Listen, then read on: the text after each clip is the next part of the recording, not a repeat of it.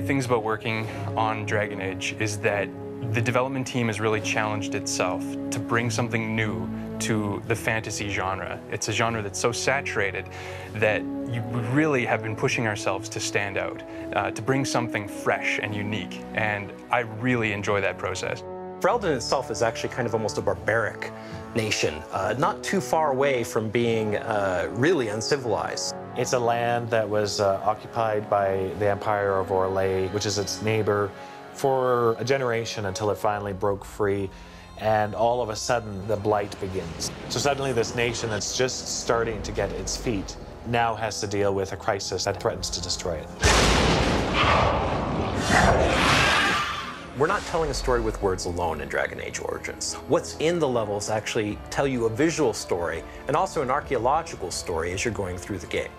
Villages and cities that have existed for hundreds of years, but they've gone through multiple iterations of war and rebuilding, so you have all these layers built on top of one another. They'll tell of the ancient Fereldans.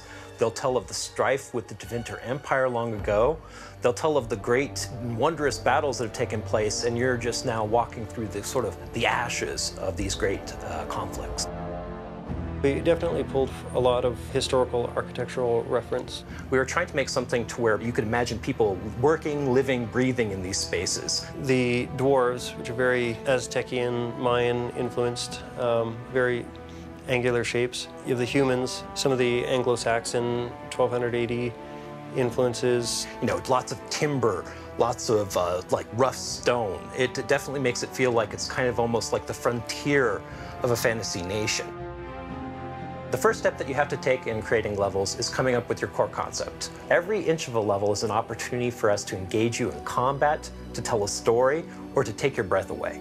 For example, one of the most visually stunning places that we have is the Urn of Sacred Ashes, an ancient place built kind of at the early days of the church. We always wanted to have a very striking entrance, which gives you a sense of age and history and grandeur. You would go through and figure out what happens in every individual room, so people would have a map of what to do for the art level creation side, and also for later on for you when you're actually bringing it to life with creatures and combat.